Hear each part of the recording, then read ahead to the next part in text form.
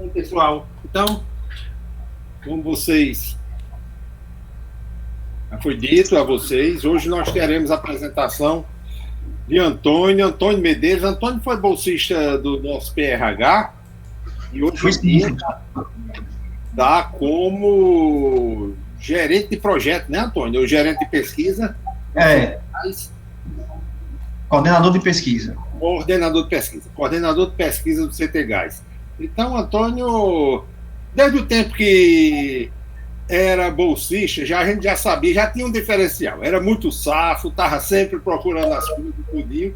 E pelo aí estou vendo que Antônio conseguiu trilhar o seu próprio caminho com êxito. Viu, Antônio? Isso aí é o início, você já está indo bem e é o início de uma longa carreira para você, que você ainda é muito jovem para isso, viu? Então, mais uma vez, parabéns pelo seu potencial, por tudo que você tem feito e muito obrigado por ter aceitado a vinda para fazer a palestra sobre energia eólica para a gente.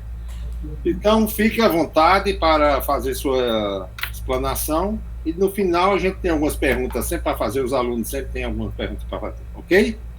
Maravilha. Beleza, vamos lá. Deixa eu só... inteira, esqueci que eu não usei, deixa eu tentar abrir aqui. Vocês estão visualizando minha tela? Estamos, sim. Beleza, está em ordem. Bom, então vou começar, tá? É um prazer, professor Afonso, professor Oswaldo, e demais colegas que estão aí ocupando a cadeira de estudante e bolsista do PRH. Deixa eu só ver aqui, acho que tem a opção de compartilhar uma tela a mais aqui. Deixa eu ver aqui. Parar. Ele fica mostrando aqui duas telinhas, só para eu visualizar. Ah, não, é salvar a tela inteira, vamos lá.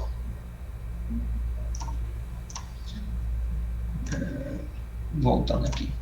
Bom, eu já tive o prazer de ser bolsista aí do PRH, né, durante o período de 2010, bem no início do doutorado, né, infelizmente ainda não consegui concluir, porque eu tive um problema com equipamento e tal, estou esperando resolver para solucionar, mas logo lá em 2010, surgiu uma oportunidade aqui para vir trabalhar no Centro de Tecnologia do Gás e Energias Renováveis, e eu acabei assumindo a cadeira de pesquisador aqui, comecei minha carreira, de fato, profissional, em 2011, como pesquisador na área de gás natural, que era um dos focos da atuação do próprio PRH, e hoje estou aqui no Instituto Nacional de Inovação em Energias Renováveis, né? Vou falar um pouquinho do que o professor já adiantou aí, um pouco do que eu fiz dentro da universidade, né?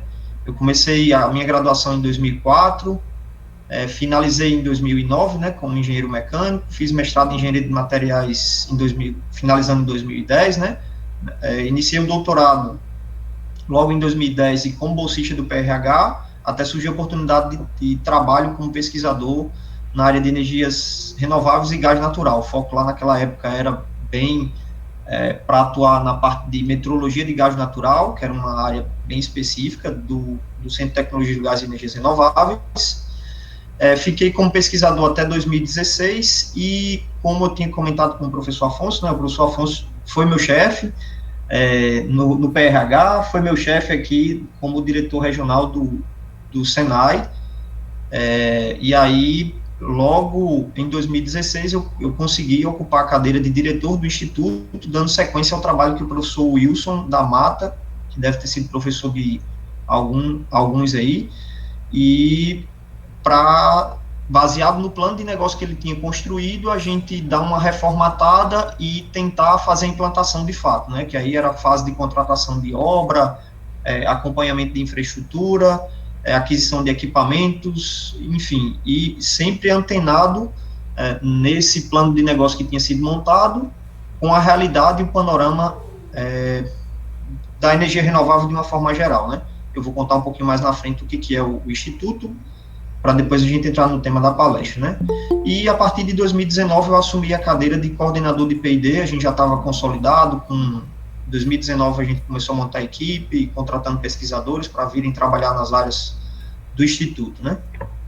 Bom, e o que é esse Instituto Senai de Inovação e Energias Renováveis? Ele é um instituto que faz parte de uma rede de institutos do Senai. É uma rede que foi criada a partir de um movimento da CNI em 2012, no qual foi verificado que era necessário o aporte de infraestrutura e tecnologia e formação de pessoas para as áreas prioritárias dos setores industriais do Brasil, né? Então, se vocês observarem esse mapa aí, a gente está localizado no Rio Grande do Norte, eu vou mostrar o porquê, mas a gente tem aí cerca de 27 institutos espalhados nas várias regiões do Brasil, cada um com atuação em um determinado ramo industrial. Então, eu cito, por exemplo, aí o Instituto de Biomassa, que fica na região de Três Lagoas, que é uma região que tem uma atuação bastante forte na área de papel e celulose, e também no agronegócio. Cito também, lá em Santa Catarina, os 3 institutos de sistemas embarcados, sistema de manufatura e processamento laser. E aí, na Bahia, lá dentro do complexo do Cimatec, que é gigante, a parte de união e conformação de materiais e automação, que tem muita expertise no desenvolvimento de projetos de pesquisa. E essa criação desses institutos, ela surgiu, né, para complementar o que a universidade já fazia com bastante excelência, que era o quê? Fazer pesquisa básica e tentar aplicar. Só que a gente surge com uma característica de tentar aplicar já no setor industrial tudo aquilo que a gente aprende dentro da academia, né? Bom, por que esse instituto foi criado aqui em Natal, né? Como todos já sabem, e até eu me recordei agora, professor Afonso, de uma palestra que eu assisti do então secretário na época do Jean Paul, que é amigo do senhor. Eu tive o prazer de ter uma palestra sobre o setor de energias renováveis, se eu não me engano, em 2009 ou 2010. O Jean Paul fez uma apresentação para a gente, mostrando o panorama atual das perspectivas, falando sobre a transição energética, que estava começando essa questão de implantação de parques eólicos, com os primeiros leilões. E em 2010 eu tive o prazer de ser estagiário dele na Secretaria de Energia, né? Fiquei um tempo dando suporte lá na Secretaria de Energia e acompanhei de fato os primeiros leilões, visualizei inclusive um certo dia ano passado, visitando a região de São Miguel do Gostoso, 3 parques eólicos que eu ajudei a desenvolver, alguns bem próximos da praia, que eu como cadista na época e atuando no começo lá da carreira como engenheiro mecânico, ajudei a fazer o desenvolvimento desses parques que hoje estão em operação, né? Ele entrou no leilão de 2015. Então, voltando aqui para o nosso tema, né? Por que o Instituto foi criado aqui no Rio Grande do Norte? Porque hoje a gente sabe que o Estado é o Estado com maior potencial, né? E aí eu mostro, eu vou repetir essa figura várias vezes para deixar bem enfatizado na cabeça de vocês que o Rio Grande do Norte é um dos lugares do mundo que tem o melhor potencial eólico para se investir, tanto na geração de energia como no teste de tecnologias, né? A gente vai atingir o patamar de próximo de 5 GB em 2021, e hoje a gente já tem mais de 170 parques eólicos em operação aqui no Rio Grande do Norte, né? E isso, só para vocês terem noção, né? Isso significou uma transformação bastante significativa nas regiões de João Câmara e Parazinho. Se vocês observarem, fizeram uma conta rápida, a gente vai atingir um patamar de investimento de aproximadamente 20 bilhões de reais desde 2009, começou com o Proinfra lá atrás, em 2003, 2004, mas assim, o investimento em eólica no Rio Grande do Norte, ele avançou bastante a partir do primeiro leilão de energia de reserva, que foi lá em 2009, e com isso a gente criou uma cadeia de empregos, uma cadeia de fornecimento. Hoje tem empresas locais que desenvolvem tecnologia, cito o exemplo dela, a 2A, que fundou uma empresa chamada DTS. A 2A é uma empresa de construção civil, que fez a compra de uma patente de uma torre, e hoje já desenvolve tecnologias de fundação para otimizar o custo de fabricação e implantação de parques eólicos, né?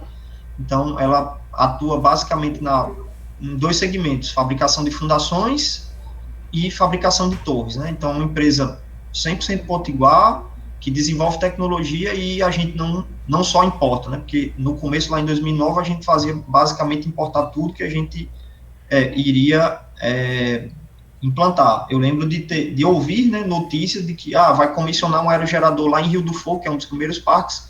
Tem que vir um engenheiro da Dinamarca, ou tem que vir um engenheiro da Alemanha para ensinar o pessoal aqui a fazer um comissionamento de um aerogerador.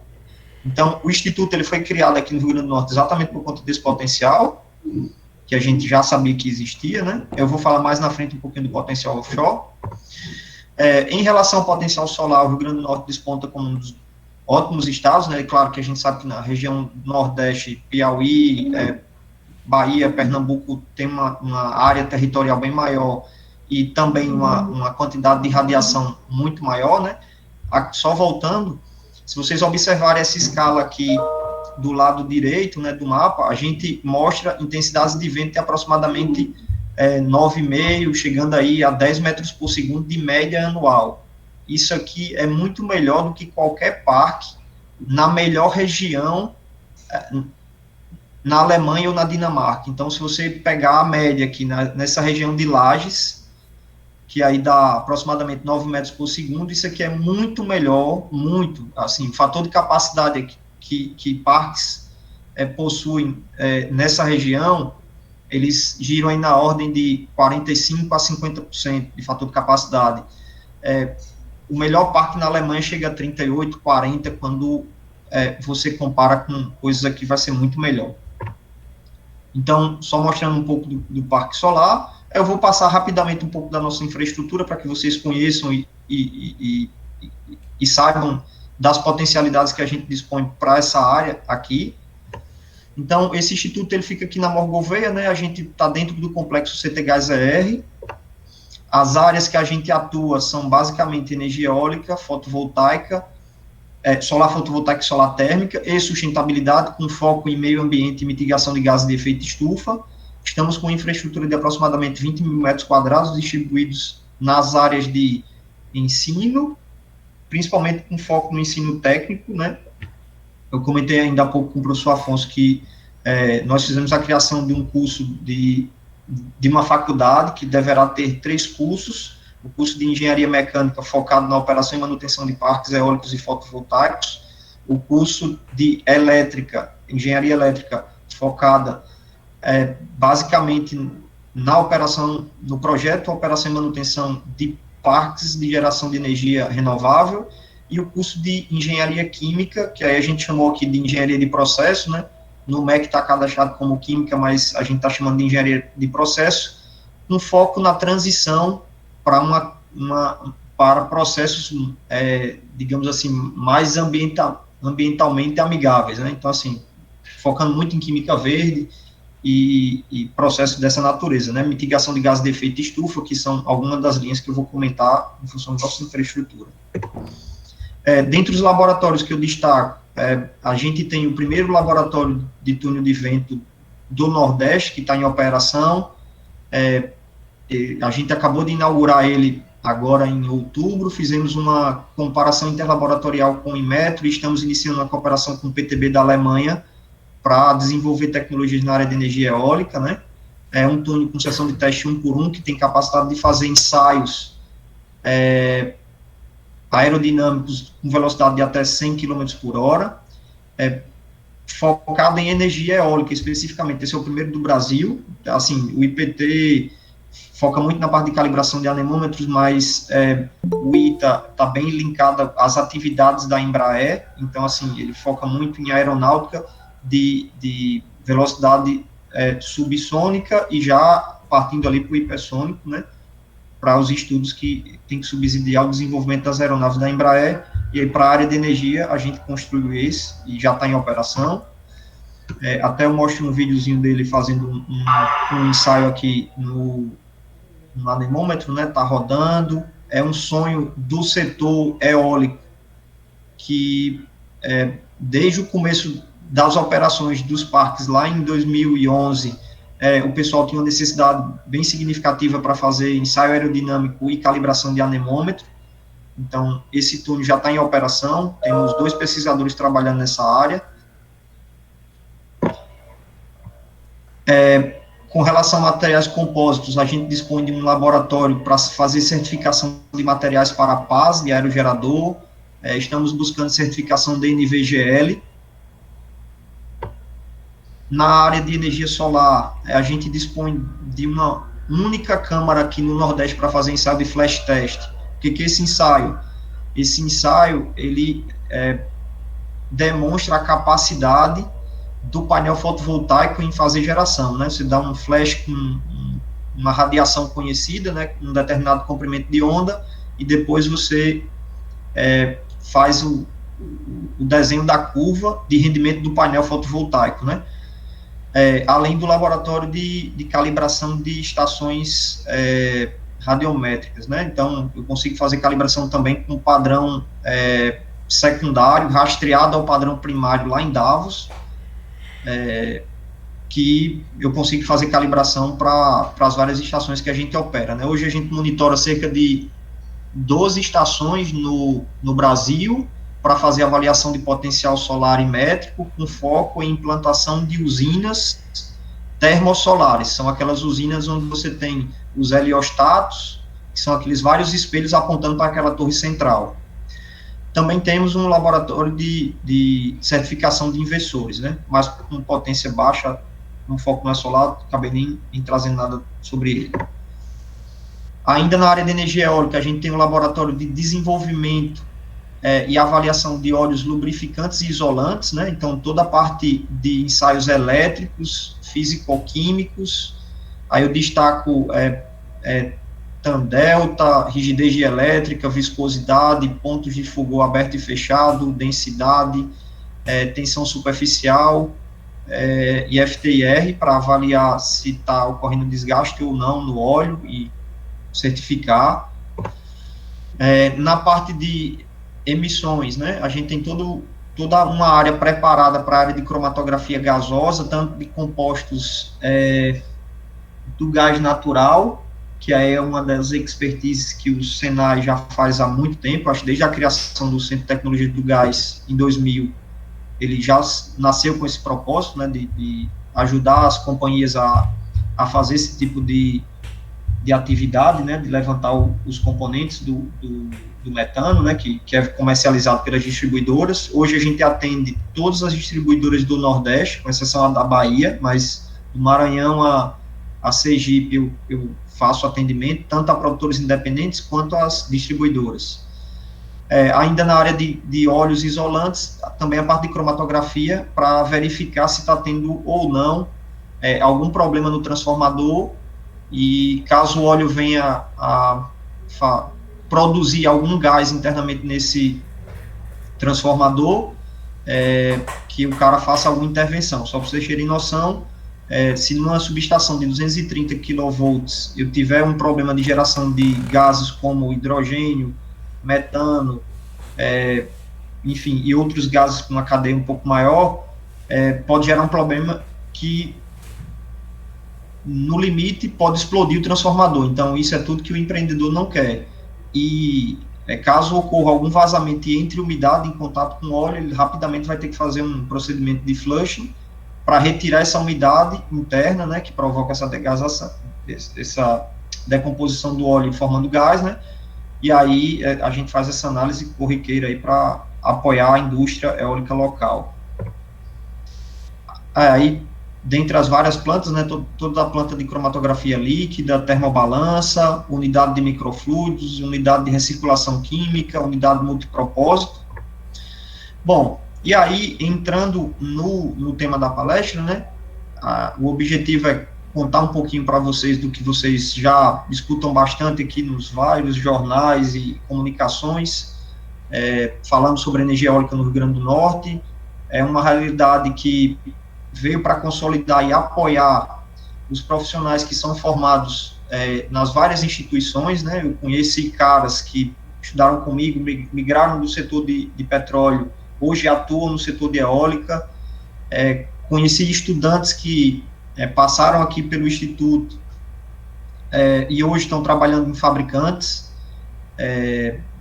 tem gente aqui no Rio Grande do Norte, tem gente na Espanha, tem gente na Argentina que passou aqui pelo Instituto e foi trabalhar nessas empresas, fazendo montagem, operação e manutenção. Então, eu trouxe um pouquinho aí de como está o setor hoje, né, falando da realidade Brasil e a realidade Rio Grande do Norte.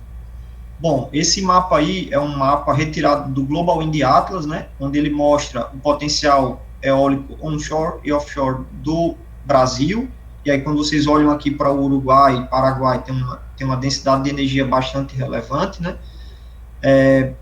com médias aí na região da Chapada, lá na Bahia e aqui no Nordeste do Brasil, principalmente aqui no Cotovelo, no Rio Grande do Norte, onde você, ao longo do ano, apresenta uma densidade energética bem significativa, né? E hoje, a energia eólica, ela representa 17 gigawatts de capacidade instalada. Eu trouxe um informativo bem recente, agora de outubro de 2020, né, divulgado aí pela Beólica, que é a Associação Brasileira, né, que congrega os vários fabricantes e atores do setor. Então, com mais de 660 parques eólicos, dentre esses 660, vocês vão ver mais na frente que 170 estão no Rio Grande do Norte, e que a tendência disso é crescer cada vez mais. Você vê aí 8 mil aerogeradores em operação, então só na região de Parazinho e João Câmara a gente tem 1.000 desses. 1.000 aerogeradores. Vocês sabem só sabem o que significa isso quando vocês vão estar visitando ali essa região e observar à noite, onde você vai ver o flash da lâmpada de balizamento das torres, né? Porque são torres que estão com altura aí na faixa começou lá em 2009 com 80 metros, hoje a gente já tem torres no Rio Grande do Norte montadas a 130, então você tem a torre do aerogerador a 130 metros, mais a pá, que tem mais aí uns 60 a 65 metros, né, as máquinas mais modernas de 4 megawatts que foram lançadas recentemente. É uma atividade que ela está presente em quase 12 estados, né, assim, tem alguns que tem pouquinha interação, como Santa Catarina, Rio, mas assim, é muito focada no Rio Grande do Norte, no Ceará, Paraíba, começou agora ali na região de Santa Luzia, Pernambuco, na região de Araripina, Piauí. Então, assim, de fato, ela interiorizou tecnologia, ela chegou onde não chegava, e quem acompanhou a evolução de municípios como João Câmara e Parazinho provocou uma transformação bem significativa, assim como o petróleo causou lá em meados dos anos 70 com cidades aqui no Rio Grande do Norte. Hoje João Câmara cedia empresas como GE, como Volben, alemã, como Vestas. Aqui em Parnamirim a gente tem um centro de distribuição da Vestas para o Nordeste inteiro. Acho que aqui a gente tem mais de 500 aerogeradores da Vestas, que é um dos maiores fabricantes de equipamento, dinamarquês e está presente no Brasil. Nós temos no Brasil, basicamente, todos os fabricantes que lideram ações para energia eólica na terra, né, no mar um pouquinho diferente, porque tem fabricante que não atua, e aí eu vou mostrar uma pequena diferença mais à frente aí, das máquinas que são aplicadas na terra e máquinas que são aplicadas no mar, né, e aí, como eu disse a vocês, isso até 2024 vai gerar um impacto de aproximadamente 26 gigawatts na nossa matriz energética. E hoje, depois da hidráulica, energia eólica é a segunda matriz, né? E aí mostra que o seguinte, isso promove uma complementariedade entre a fase chuvosa, né, a estação do ano chuvosa e a estação que venta. Então, a gente tem uma complementariedade e com isso a gente consegue economizar água nos reservatórios e manter uma estabilidade energética no Nordeste sem precisar estar acionando térmicas a gás natural. Como eu tinha comentado, né, da nossa matriz hoje, a gente representa cerca de 10%, né, 9,8%, né, da nossa matriz elétrica, tá? O restante é dominado aí, a gente tem cerca de 60% de hidráulica, né, hidrelétricas, seja a fio d'água, como Santo Antônio e Jirau, que foram inauguradas recentemente. E isso mostra que você pode fazer uma diversificação para garantir uma segurança energética de um país continental como o Brasil, e, assim, sem a necessidade de migrar para fontes um pouco mais poluentes, né, não tão amigáveis. E aí, eu vou comentar mais na frente, lá na seção de oportunidade, né, o mundo caminha para uma descarbonização de toda a economia, uma vez que empresas como Shell, Equinor, Total, elas estão buscando fazer essa redução de emissão, focando lá naquele Acordo de Paris, que alguns países até acabaram saindo ou não, né. Aí vem alguns numerozinhos mágicos, né, tá aí o investimento total do setor, né, até 2009 foram investidos 31 bilhões de dólares no Brasil como um todo. Eu falei aqui aproximadamente que no Rio Grande do Norte a gente recebeu aproximadamente 20 bilhões de reais até 2021, né, vai estar chegando. Cada mês você escuta um leilão que ocorreu, ou um parque novo que foi contratado no Mercado Livre, que é fora do ambiente regulado pelo governo. Para cada megawatt instalado, a gente tem aí cerca de 15 postos de trabalho. Isso é muito mais intensificado quando se tem a fase de construção, porque aí durante a operação e manutenção a equipe passa a ser um pouco mais reduzida, por ser uma máquina que já nasceu, né, um aerogerador é um dos equipamentos que, se você imaginar, ele é tão instrumentado quanto uma turbina de um avião. Então, assim, você tem tudo monitorado. A indústria eólica, ela já nasceu com foco no movimento novo que o pessoal chama aí de indústria 4.0, então você tem monitoração em todos os componentes, você tem monitoração no sistema de pitch, do rotor do aerogerador, você tem monitoração da geração de cada máquina, você tem monitoração de vibração, enfim, você observa tudo, corrente, tensão. Então o pessoal de elétrica aí que está mais, se tiver alguém que for familiarizado com isso, já sabe que é uma máquina eletromecânica que tem muita automação. Então, assim, eu vou até destacar nas oportunidades, né, que abre caminho para profissões bem focadas nesse setor, mas não é restritivo. Eu conheci, inclusive, engenheiros de materiais que lideravam desenvolvimento de projeto. Tive a oportunidade de trabalhar com um aqui no Instituto, né? Bom, aí só comentando, né, dados de geração, em 2012 a gente ocupava o 15º lugar em potencial instalado, né? Hoje a gente ocupa o ranking mundial, né, na condição do ano passado de 7º lugar, né? E isso é bastante importante para mostrar para os fabricantes e desenvolvedores de projeto que o país tem uma capacidade absurda e deverá cumprir de forma bem simples todas as questões do Acordo de Paris, né, com foco em reduções de emissões. A gente não precisa gastar uma gota de petróleo para queimar e gerar energia, pode destinar o petróleo para uma área bem mais nobre, focando aí nas matrizes renováveis e atendendo as questões do acordo, né. Bom, e só mostrando uma evoluçãozinha da nossa capacidade instalada, né, nós estamos aqui liderando hoje esse cenário, né, o Rio Grande do Norte, ele tem uma potência instalada agora, em 2020, né, de 4,7 gigawatts, né, isso significa 170 parques eólicos, que provocou uma transformação e uma criação de uma cadeia nova para empregar engenheiros, técnicos. Aí, se vocês imaginarem, o engenheiro técnico vai precisar de casa para morar, o engenheiro técnico vai precisar comprar roupa, o engenheiro técnico vai precisar fazer alimentação. Então, assim, provocou uma transformação bem significativa em regiões que não eram tão privilegiadas com o setor de petróleo, como João Câmara e Parazinho, Touros, São Miguel, enfim, provocou uma transformação bem grande mesmo.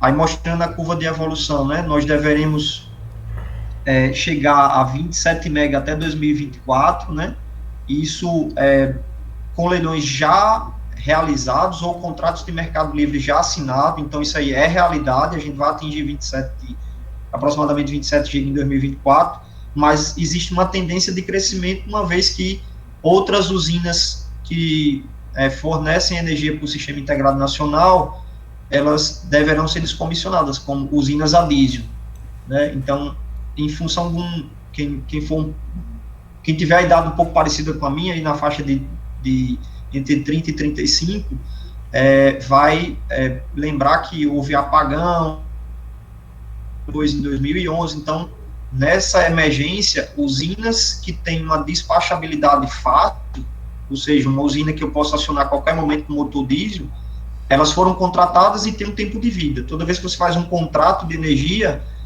se for com o governo é de 20 anos, se é no mercado livre, aí às vezes muda um pouco, pode ser de 3, pode ser de até 5 anos, mas nunca num prazo maior que esse. Aí, claro, depende da estratégia comercial que o projetista do parque vai tentar enxergar para monetizar melhor o projeto dele. Bom, e aí, voltando um pouco para o Rio Grande do Norte, né, como eu já tinha colocado, temos aí 170 parques em operação, né, e teve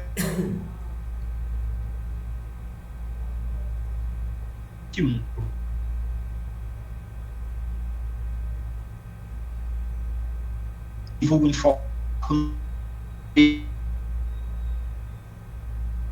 empresas que estão aqui no Rio Grande do Norte, aí eu destaco a Volben, a WEG, Vestas, Suzlon, Siemens Gamesa, GE, apenas Siemens, apenas Gamesa, que foi antes da fusão, a própria Alstom, que foi adquirida pela GE, e a Acciona.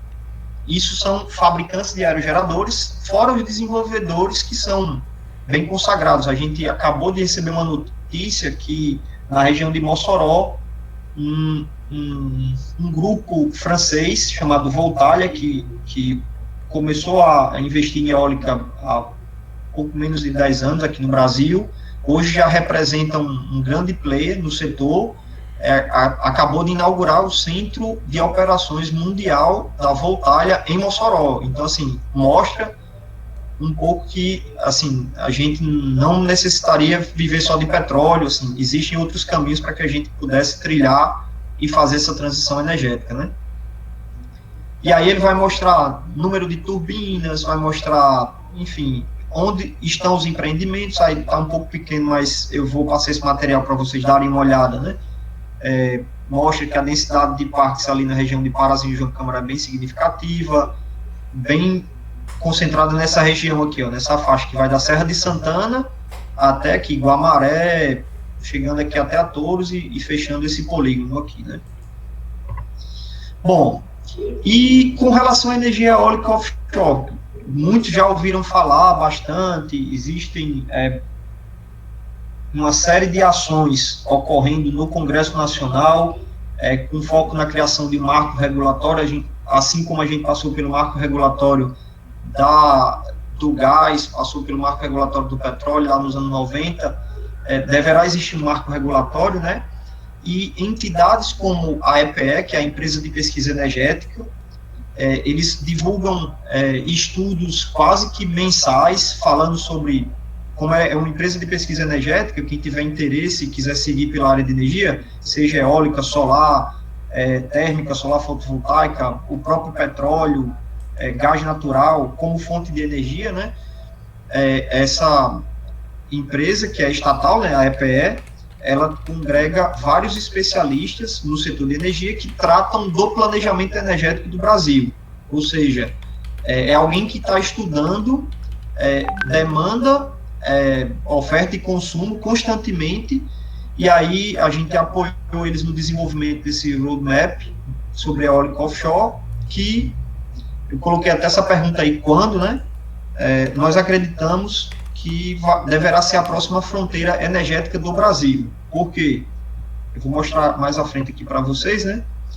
Isso aqui foi tá dentro desse estudo aí que a gente ajudou a elaborar, né? Participamos aqui com o levantamento e modelagem dos dados aqui com essa base de dados do ERA 5, né? Que são dados de reanálise e dados satelitais.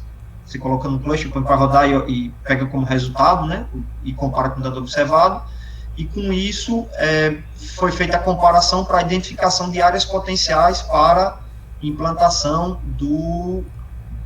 dos aerogeradores no mar, né, invadindo uma área que a gente até então desconhece, mas que já é uma realidade no mundo, né.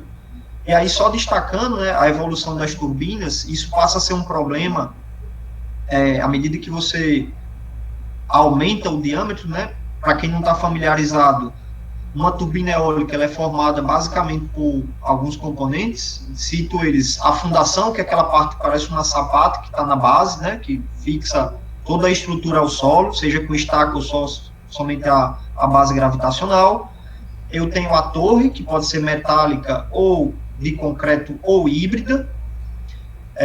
Você faz concreto até uma altura e passa acima disso, você já usa um pedaço de aço, né, para fazer a transição.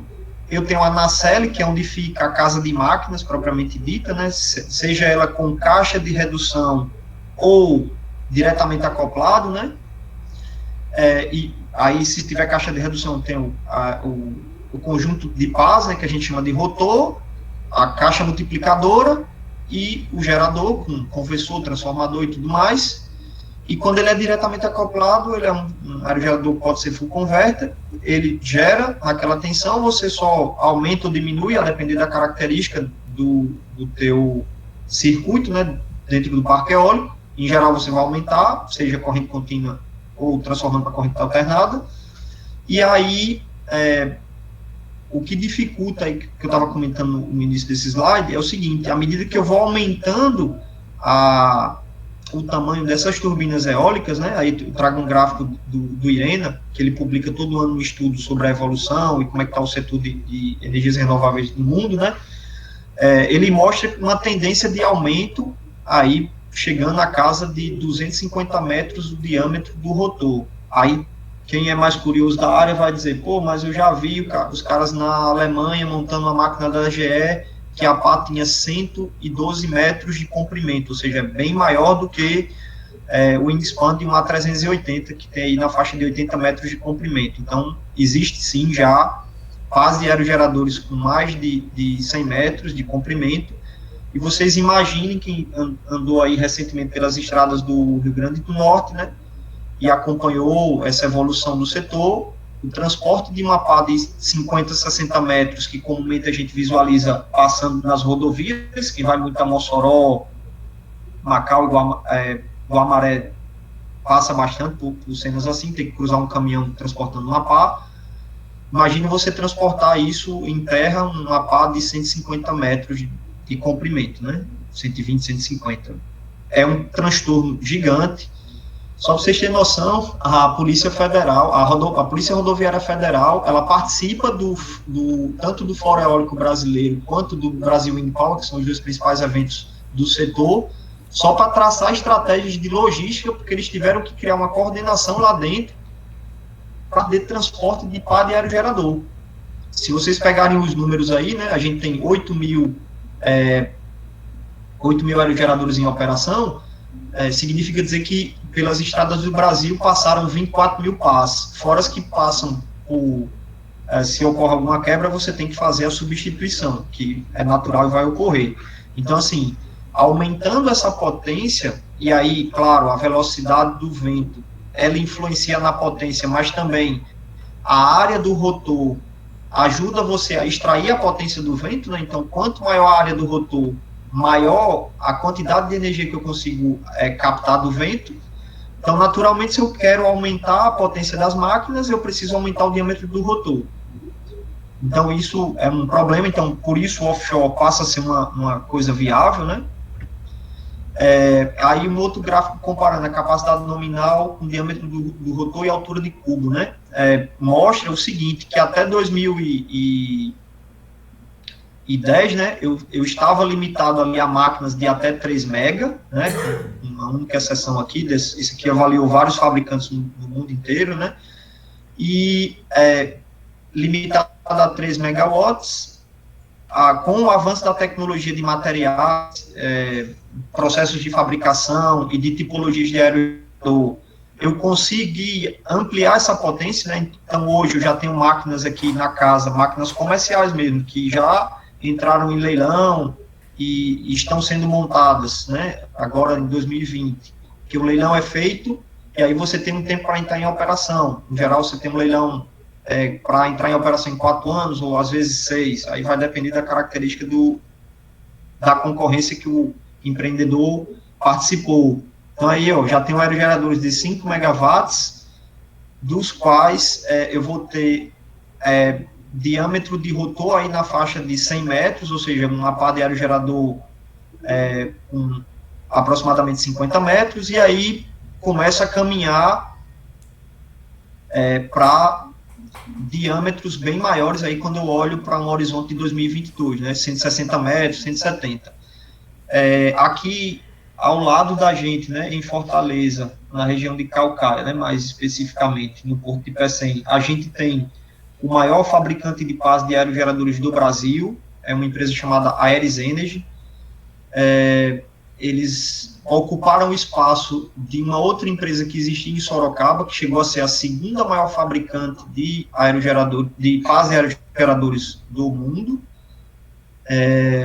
Só que ela acabou que saiu do mercado, né, e a Aeris assumiu e está liderando. Hoje, eles têm uma capacidade produtiva de aproximadamente 50 pás dia, com 5 mil funcionários rodando em 3 turnos. Então, assim, é uma cidade praticamente só focando na fabricação das pás, né? E aí, quando você vai para a torre, enfim, é uma infinidade, consegue gerar bastante emprego, né? E aí, ó, eu mostro um pouquinho a distribuição desses parques eólicos, né, em função da distância, né, da costa, uma vez que isso, o mundo inteiro, onde existe, né, na Dinamarca, Alemanha, Inglaterra, Estados Unidos, né, os primeiros parques, eles surgiram na borda da praia e deverão ir caminhando para distâncias cada vez maiores, uma vez que pode influenciar a rota migratória de pássaro, enfim, pode estar suscetível a alguma interação com a flora e fauna marinha, enfim, às vezes pode migrar, como vou citar no caso do Brasil mais à frente, a eletrificação de campos de petróleo, né, porque você tem limitação para fazer geração termoelétrica no FPSO, por exemplo, então empresas como a Petrobras, Equinor, Total e Shell, elas deverão buscar a eletrificação dos seus campos para facilitar e ampliar a exploração do petróleo, né, principalmente na região do pré-sal. E aí isso mostra também a profundidade, né, do calado desses parques, né, que começaram aí na borda da praia com um calado de aproximadamente 10 metros, e aí chegando até 50, onde começa a entrar com fundações flutuantes. Bom, e aí, no mercado onshore, é basicamente esse tipo de configuração que a gente encontra, né, onde eu tenho uma base gravitacional fixa no solo, a minha torre, não sei se vocês estão visualizando aí com o mouse, né, a minha torre, minha nacelle e as minhas 3 pazinhas fazendo a captura da energia, né, do vento. Quando eu vou migrando, né, para o mar, o que vai acontecendo? Passam a existir outros tipos de fundações fixas que são adequadas para cada tipo de condição, né? Claro, no PPA e no projeto econômico e executivo do projeto eólico, né, você vai identificar qual tipo de fundação vai favorecer o menor custo, né? Então, a gente pode ter a gravitacional, pode ter a monopile, pode ter a tripode e pode ter a jaqueta, que é uma estrutura bastante conhecida do pessoal da área de petróleo para águas rasas, né?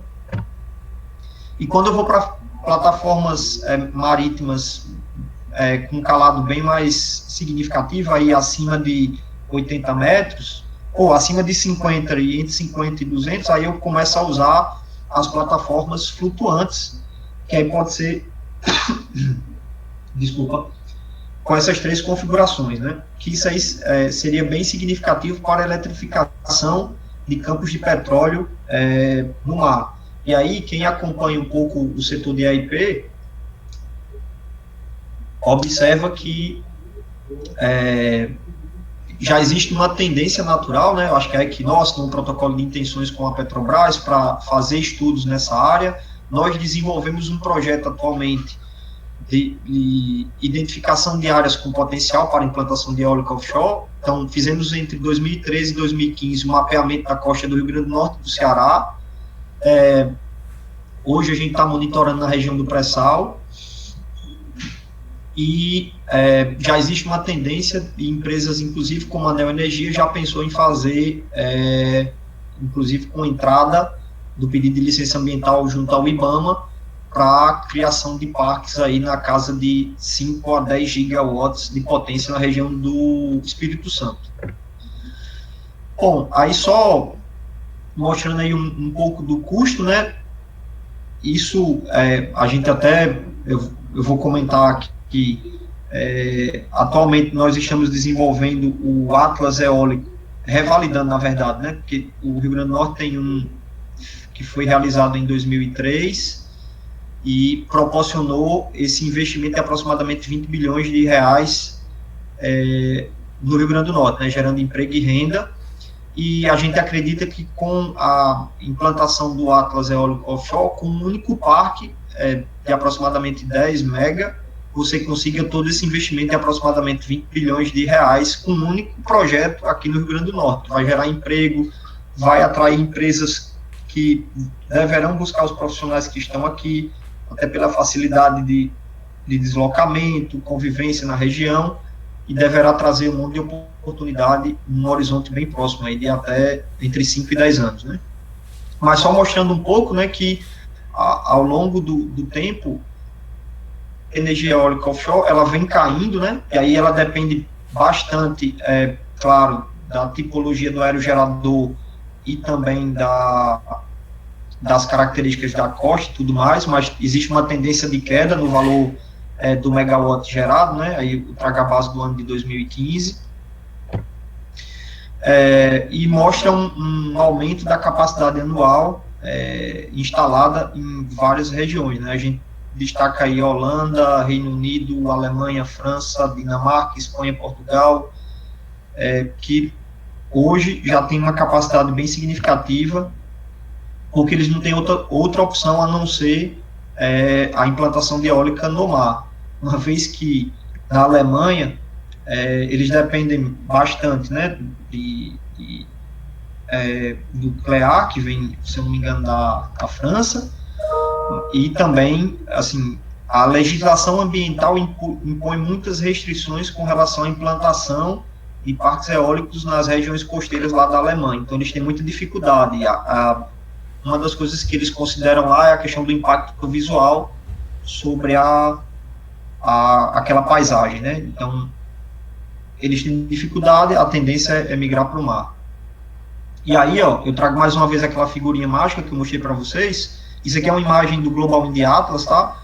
Onde a gente apresenta e estima que só o Rio Grande do Norte poderia ser capaz de ofertar toda a energia que o Brasil precisa.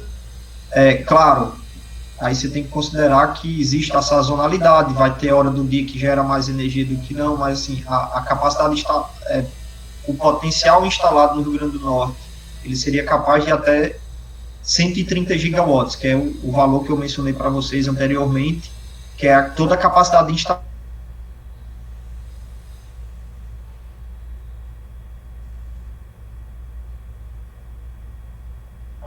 Só para vocês terem noção como a gente é privilegiado e possui um dos melhores lugares com vento excelente para a implantação desse tipo de tecnologia, né?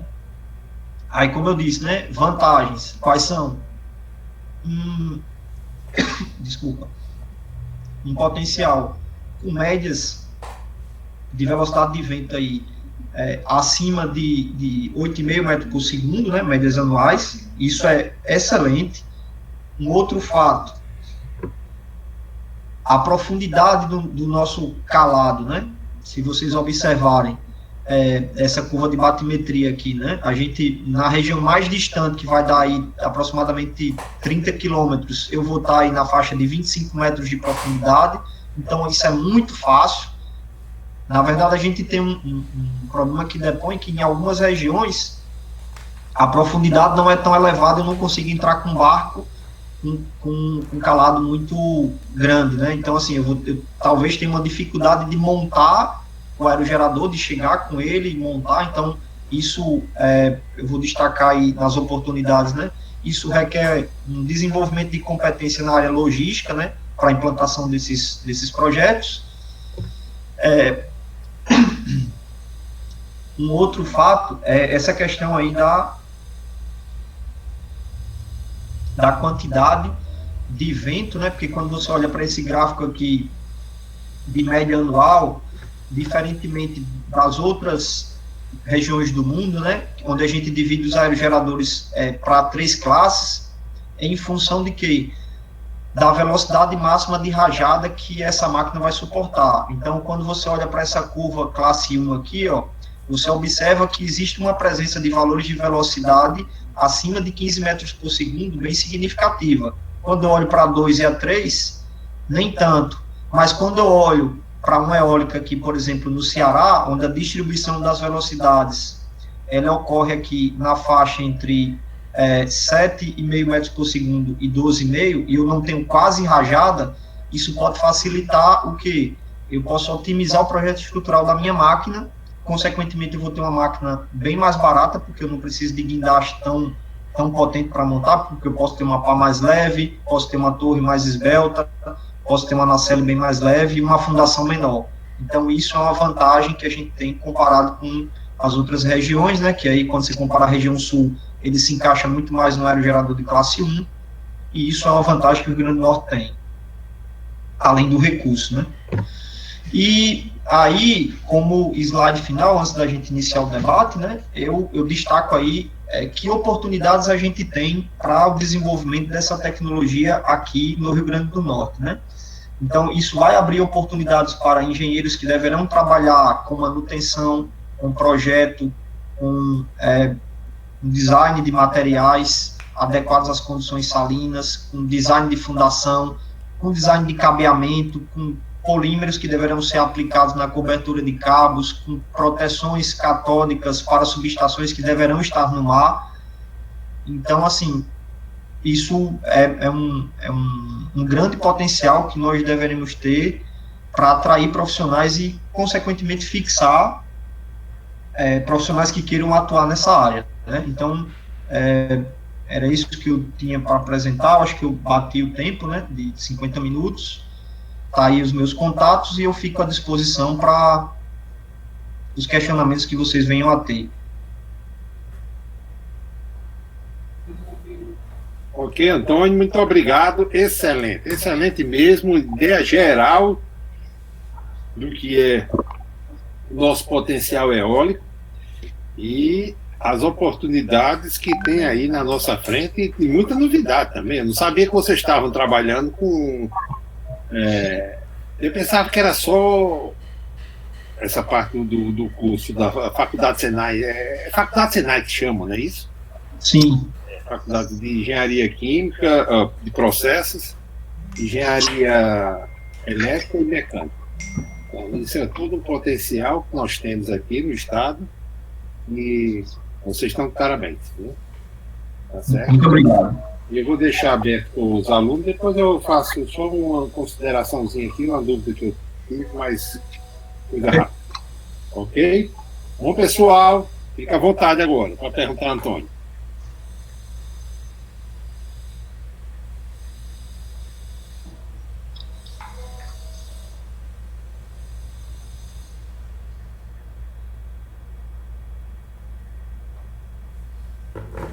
Não vou perguntar, não?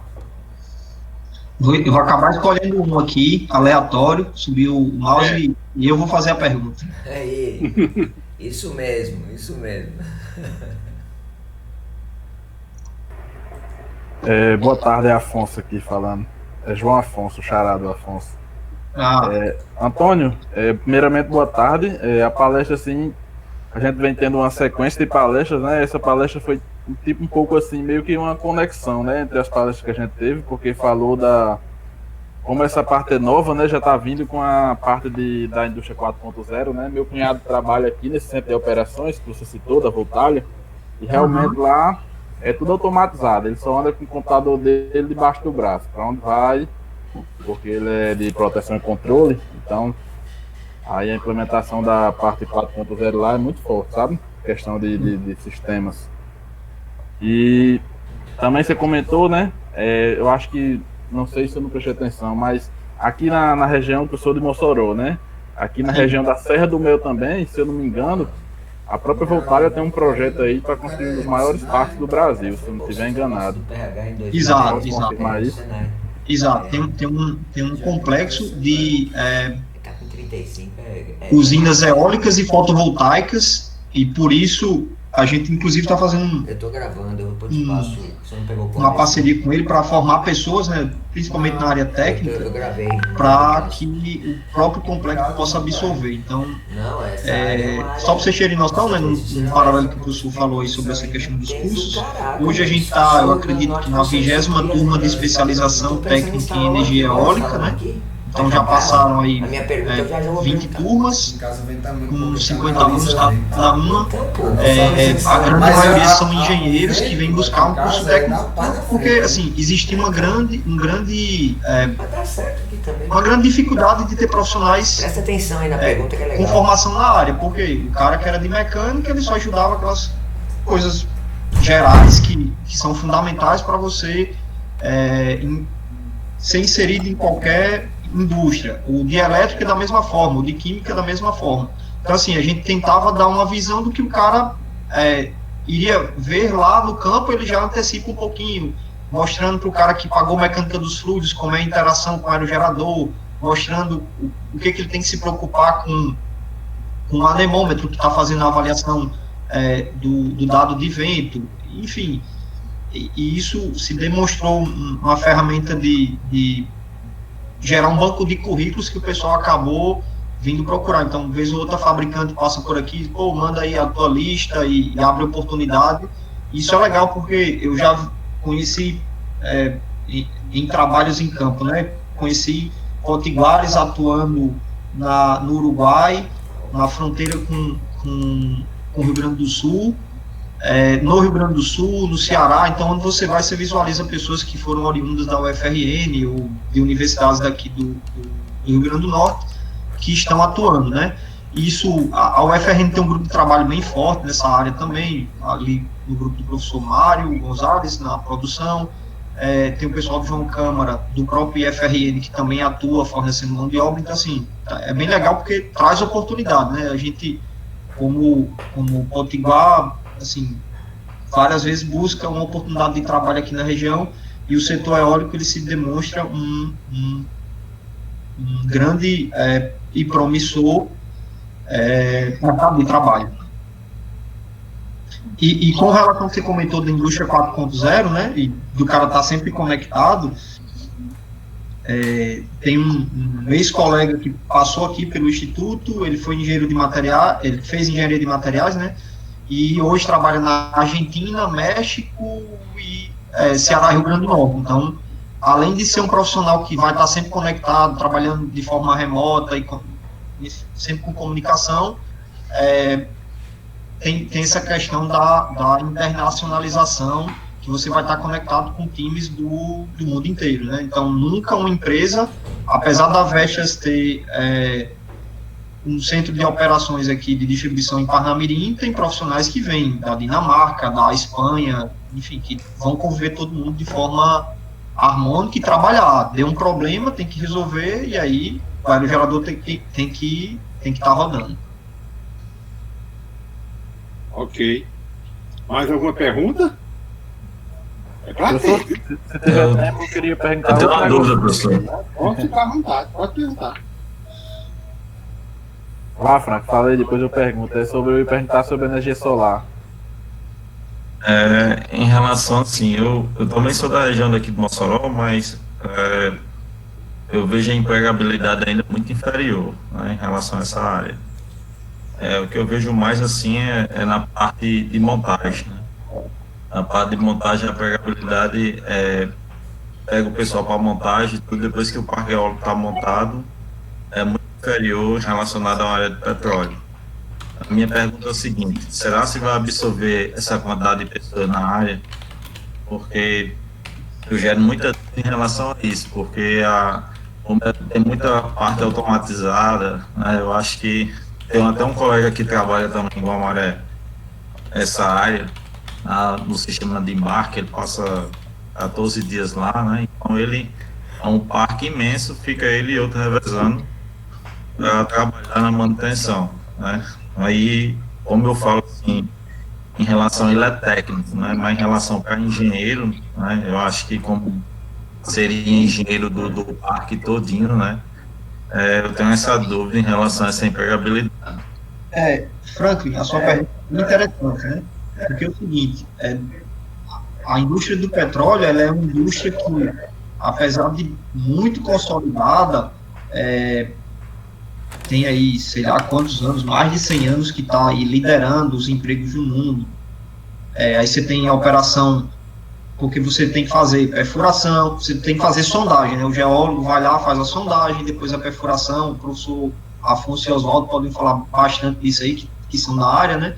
Aí você tem sondagem, perfuração, aí vem a parte de cimentação, completação, produção, refino, distribuição, às vezes, pós-distribuição, você ainda vai ter a queima, né, se for o caso de uma termoelétrica, ou o processamento, né, depois do refino você tem que fazer um polímero ou alguma outra coisa.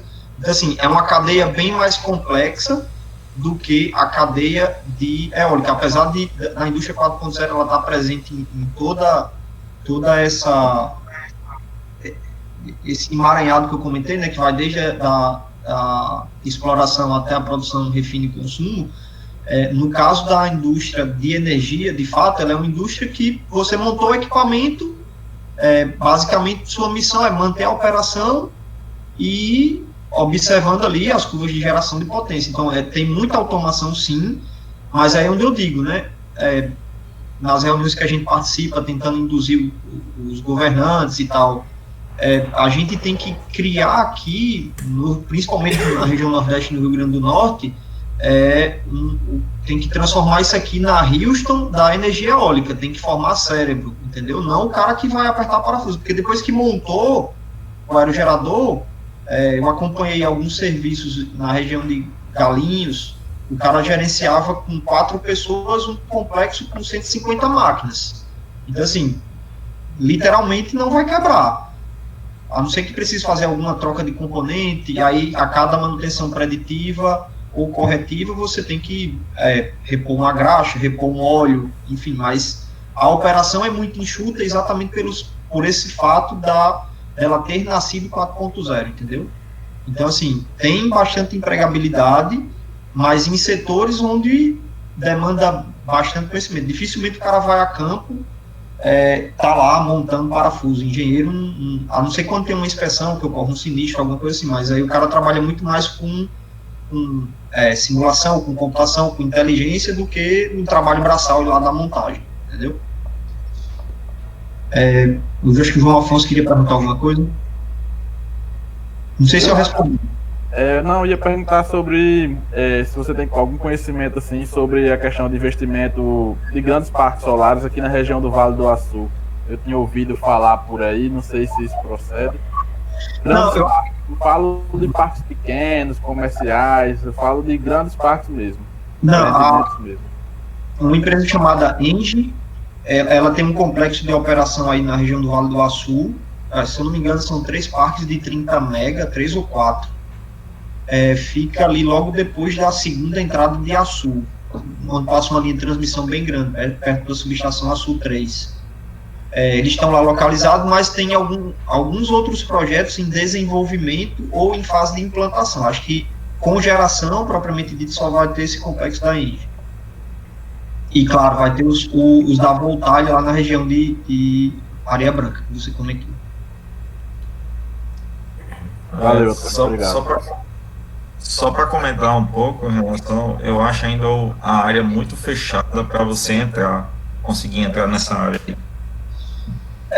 Um ponto em relação a isso, Frank, é o seguinte, toda e qualquer indústria que você queira entrar, imagine que você queira, isso eu digo por experiência própria de ter recebido aqui, nesses quase 10 anos de atuação no Senai, né, e recebendo bolsista, estagiário, você não migra do dia para a noite, assim, você não sai da universidade e no outro dia você está lá no mercado de trabalho, o cara não vai estar te esperando. Infelizmente o Brasil passa por uma série de transformações e recessões econômicas seguidas, um baixo crescimento industrial, a economia não crescendo tanto, então assim, você não vai sair da universidade e o cara vai estar lá te esperando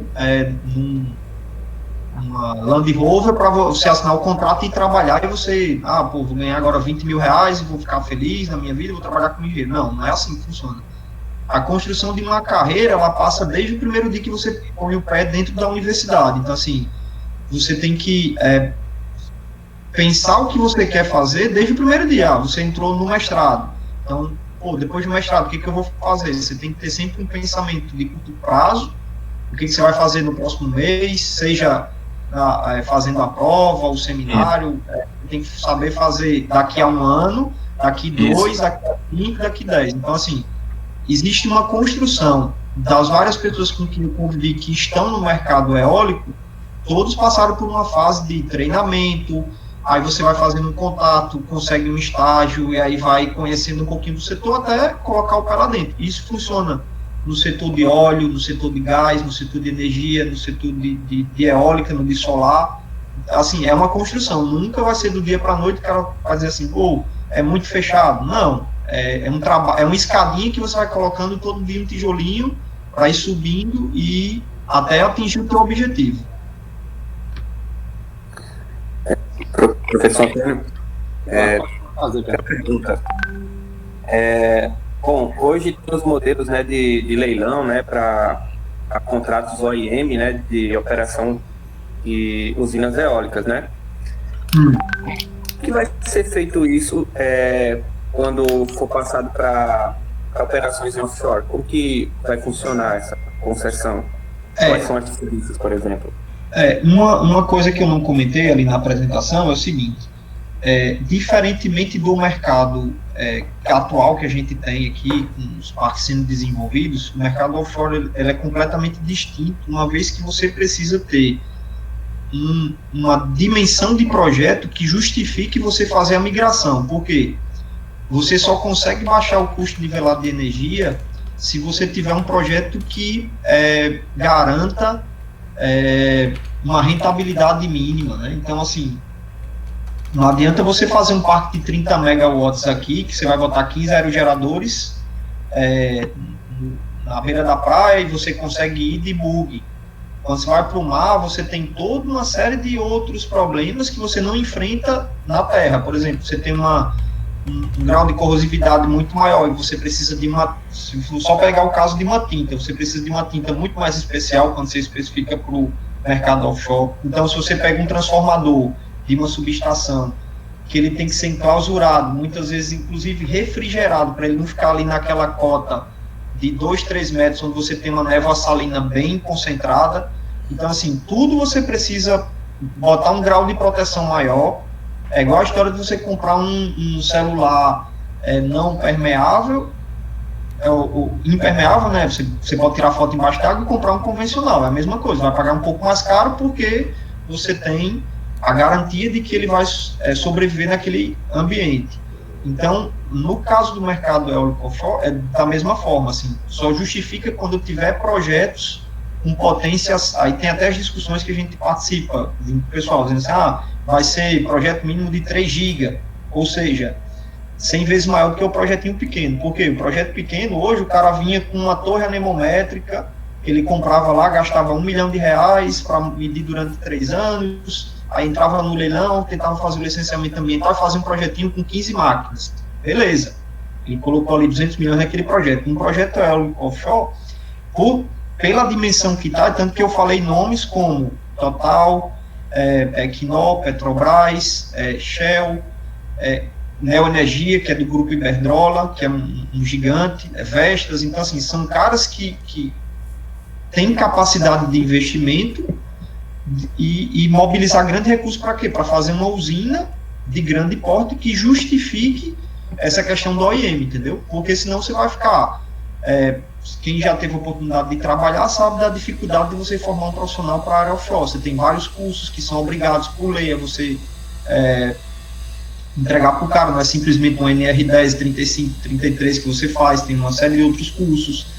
O custo com deslocamento de embarcação é bem significativo. A operação muitas vezes ela vai ser feita de helicóptero. Então, assim, tudo encarece, é igual ao mercado offshore de petróleo, entendeu? Assim, o custo de produção é muito maior, só que você tem uma garantia de rentabilidade em função do poço no mar, tem uma curva de produção muito maior, né? Enquanto um poço aqui, no auge, a gente tinha lá 5 mil barris dia, um poço no pré-sal dá 50 mil, 500 mil barris dia, entendeu? Então, assim, naquele mesmo campo... 900, tem campo, né? Com 900 mil barris. Pois é. Então, assim, justifica você botar bilhões no FPSO para que ele fique ali 20 anos produzindo aquele poço, entendeu? A lógica é a mesma. Pessoal, só uma pergunta. O curso de salvadagem seria um dos cursos pré-requisitos, né? Para essa área. Acho que sim. Acho que sim. Como vendo que deu ibope mesmo, viu, Antônio? A turma está perguntando, teve a parte inicial que ficaram bem encabulados, mas depois deslanchou. Mas eu queria voltar 2 perguntas atrás, quando o Casper Franco falou em relação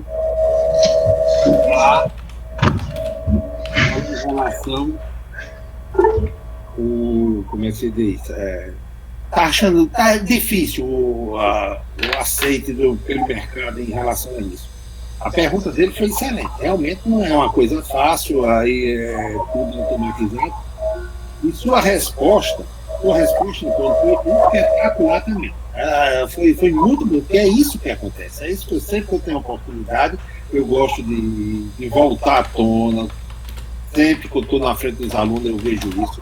Hoje em dia, né, antigamente, você terminava um curso e existia praticamente já o emprego esperando você. Hoje em dia, você tem que correr atrás. Você tem que focar o que você quer e ir atrás do que você quer. Aí, isso é a oportunidade da pessoa que está no seu emprego. Eu tive o prazer de conviver com algumas pessoas e eu cito bastante o exemplo de um cara que hoje ele não é diretor da Iberdrola, mas ele é o head, né, é o coordenador de desenvolvimento de projeto eólico na Neoenergia, né, na Iberdrola. É Adriano, é daqui de Recife. Ele iniciou, assim, basicamente na mesma fase que eu. Ele apareceu aqui em 2011, num fórum eólico, em 2012, num fórum eólico. Ele era estagiário, estava saindo da faculdade, só que ele construiu a carreira dele assim, sempre buscando participar de eventos, discussões e tal, e fez uma formação bem sólida na área, teve a oportunidade de fazer estágio num fabricante, e hoje ele é gerente Brasil para a área de desenvolvimento de negócio de uma das maiores empresas de energia do mundo, né, que é a Iberdrola. Então, assim, é um trabalho que é construído. A Laura Porto, que é a diretora também, né, da área lá da Neoenergia, da área de renováveis, ela foi estagiária de um colega meu que era, ela é baiana, né, mas ele era engenheiro lá na Coelba, né, então, assim, não é do dia para a noite, o cara não está te esperando, é uma construção, é uma escadinha, e isso que o professor Afonso coloca, assim, é uma realidade que eu enxergava desde 2008.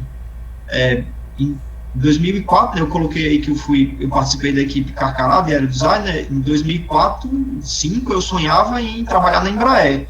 E aí, assim, dediquei a minha graduação inteira a estudar aerodinâmica, não sei o que, a me dedicar, tal, ter contato com o pessoal lá, enxergar como era isso. Só que aí depois eu descobri que assim, a área de energia ela é bem mais abrangente, e energia sempre vai ser um problema do mundo, né? Então, você pode estar na Botswana, África do Sul, Alasca, Rússia, energia sempre vai ser um problema que a sociedade vai demandar. Então eu resolvi até mudar a minha área de atuação para focar no setor de geração de energia, enfim, e com foco eu queria ser pesquisador, né? Então eu disse, vou direcionar para a área de energia, porque eu acho que é uma área que eu vou contribuir muito mais e deixar a minha marca ali a contribuir alguma coisa para a sociedade. Então, nunca vai ser do dia para a noite, dificilmente, assim, eu desconheço, a não ser quando você participa de um programa de trainee e tal, e você acessou naqueles processos seletivos do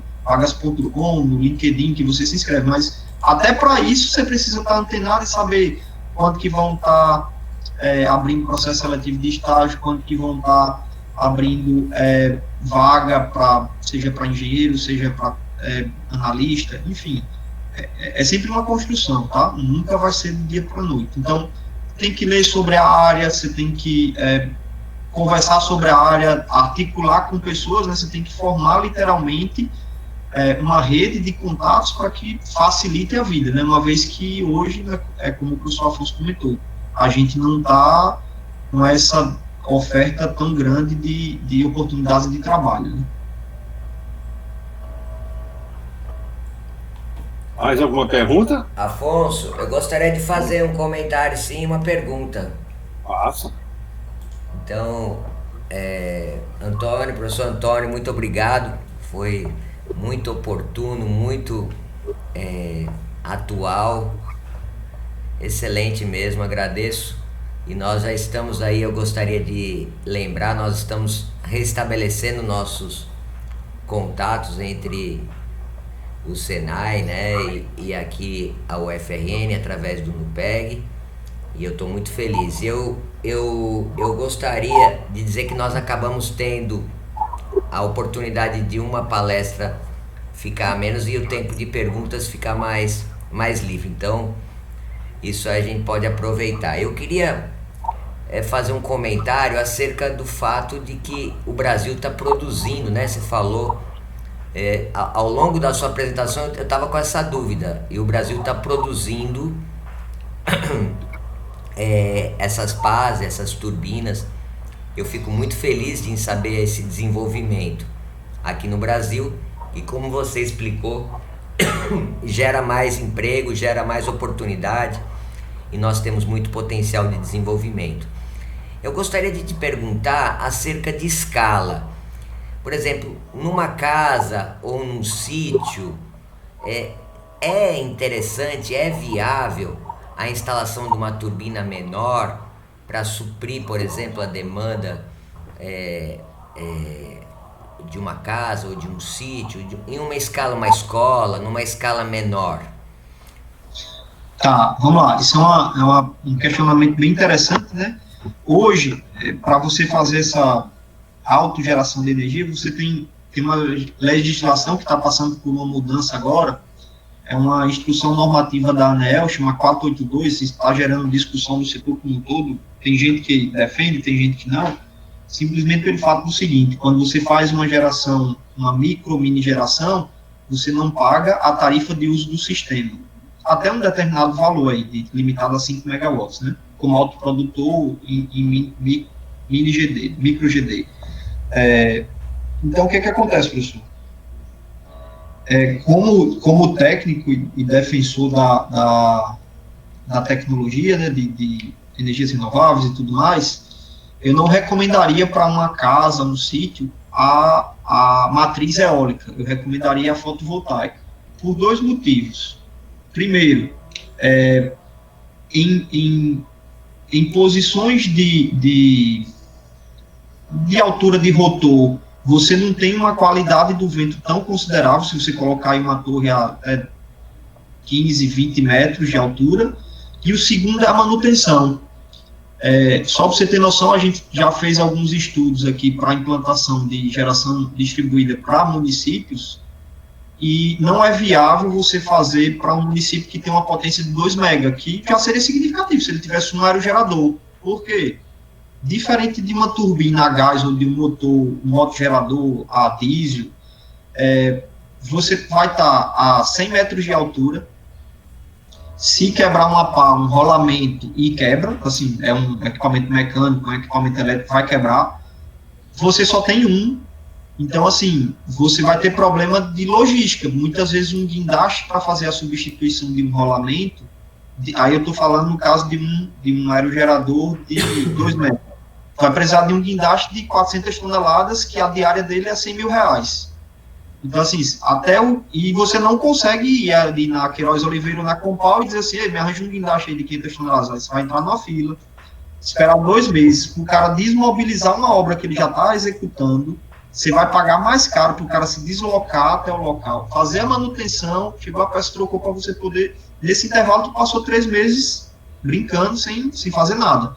Trazendo para o exemplo que o senhor deu aí, no caso de um sítio, de uma fazenda, uma casa mais afastada, você tem um problema do ruído, porque em função da rotação da pá nas máquinas de pequeno porte ser muito maior, a razão de velocidade de ponta de pá é muito maior, você consegue atingir velocidades bem significativas, próximo do som, e aí ele fica dando aquele barulho de chicotada, e aí incomoda bastante, sabe? Então, assim, eu recomendaria você fazer o uso da tecnologia fotovoltaica, porque é um equipamento estacionário, se você garantir a limpeza e a limpeza dos painéis, né, e as revisões elétricas e tal, proteções em dia, você não vai ter problema nunca.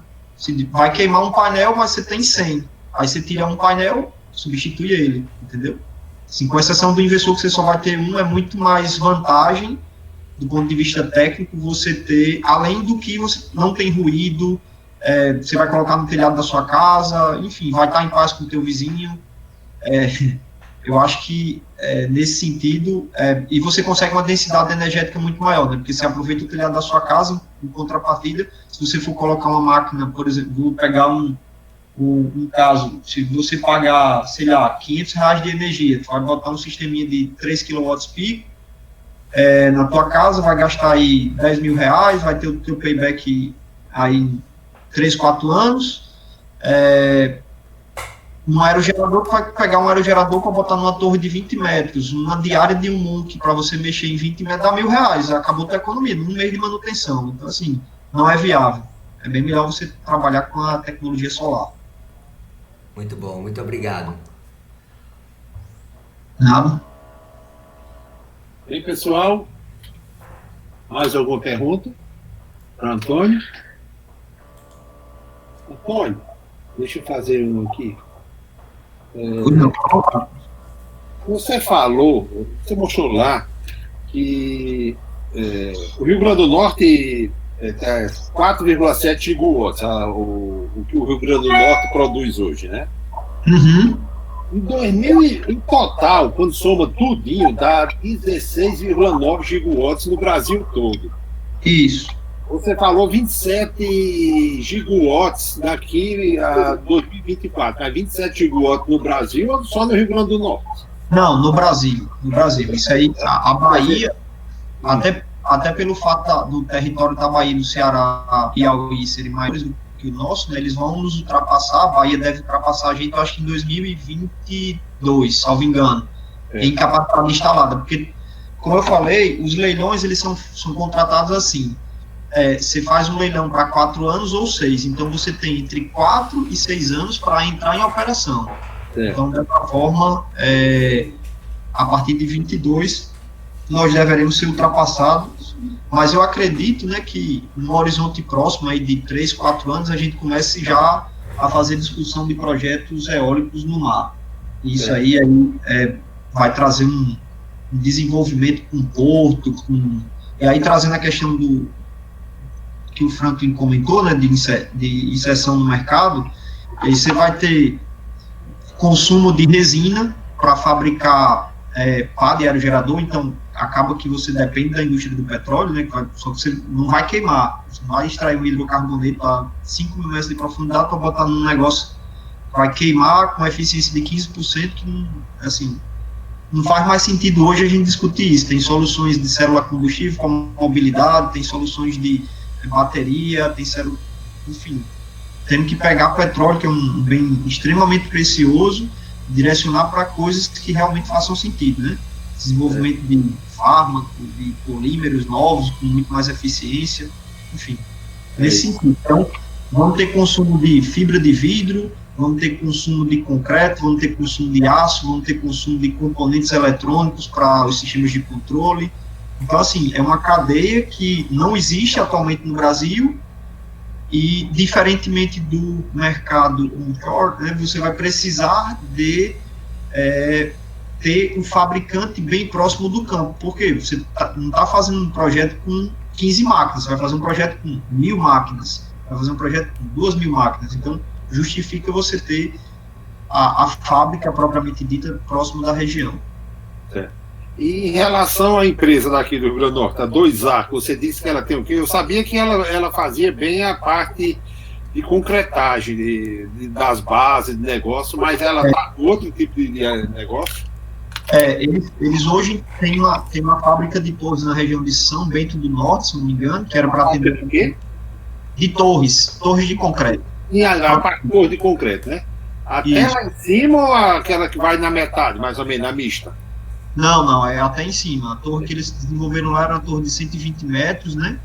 Pré-moldada e protendida, né? Então, aí eles fazem as moldagens, içam as aduelas, grauteiam, segmento a segmento. Se não me engano, a torre deles tinha 4 segmentos, 4 alturas. Era 30, 4 módulos de 30 e, se não me engano, um de 40 metros, que era o último, maior e mais pesado, né? E aí tinha só 2 metros de fazer a transição entre o concreto e o IOL do aerogerador, né? O flange principal que pegava no IOL. Beleza. Olha isso. E pessoal, mais alguma pergunta para Antônio? Assim não, viu? Antônio, mais uma vez, muito obrigado. Valeu mesmo. Foi uma palestra espetacular, uma visão geral, uma visão nova para os alunos. Tenho certeza que foi uma visão nova, totalmente diferente, para eles terem um grande potencial do estado do Rio Grande do Norte em relação a isso. É um potencial, como você disse, já existe, mas precisa ser bem trabalhado por qualquer profissional da área de engenharia, qualquer um que esteja nos escutando agora, dos alunos que estejam nos escutando, tem potencial para trabalhar nisso. Se planejar e ir em frente. Ok? Eu que agradeço. Muito obrigado pela sua palestra, e depois a gente se comunica em relação ao negócio do menino da mercado. Tá certo? Sim. Não, perfeito. Eu que agradeço a oportunidade, professor Oswaldo, professor Afonso, de demonstrar um pouquinho do que a gente vem trabalhando aqui, de como é que está o setor, de devolver um pouco do que eu recebi da universidade, né, que tive excelentes professores, me dediquei bastante. Eu acho que desde o primeiro dia eu assim, sabia o que eu queria ser, que era pesquisador. Então, me encontrei na carreira como pesquisador da área de energia, e estou tendo uma oportunidade fantástica de trabalhar na rede Senai, que hoje, naquele mapinha que eu mostrei lá para o senhor no início, a gente conta com mais de 500 pesquisadores espalhados no Brasil inteiro, e interagindo com universidades do Brasil, fora do Brasil, assim, tá muito legal. Eu vi que houve umas mudanças ali. Por exemplo, o Ceará tinha o ISE, o Instituto Senai de Inovação, em tecnologia da construção civil. A Paraíba ia tudo em tecnologia de couro, alguma coisa desse jeito, tudo, mas deixou de funcionar, né? Pelo que eu vi ali, só os maiores que seguraram mais. Inclusive, eu fui a uma inauguração no Paraná, eu não vi mais o nome lá no Paraná. Uma que foi o primeiro ISE que foi inaugurado foi o de eletroquímica. Não, ele está em operação, sim. O chefe de pesquisa lá é o Berton. Acho que na época ele era pesquisador. Não sei se quando o senhor foi era o Ferracini. É francês? É um francês, não? O francês eu acho que voltou. Ele tinha ido para a direção regional e voltou. Esqueci o nome dele agora. O Felipe Cassap. Aí ele está lá na direção, e o pesquisador-chefe é o Berton, que eu acho que veio da Copel. Beleza. Ok, pessoal. Então, Antônio, mais uma vez, muito obrigado, viu? E até a próxima. Brevemente a gente se comunica em relação ao negócio do menino. Valeu? Obrigado. Um grande abraço. Tchau, tchau. Tudo de bom. Tá, tchau. Tchau. Tchau. Eu sou Oswaldo. Vamos dar um intervalo de 5 minutos, Afonso? Bora, Zé. Às 3h45 a gente retoma. Tá bom? Ok. Beleza. Ok. Então vamos lá, gente.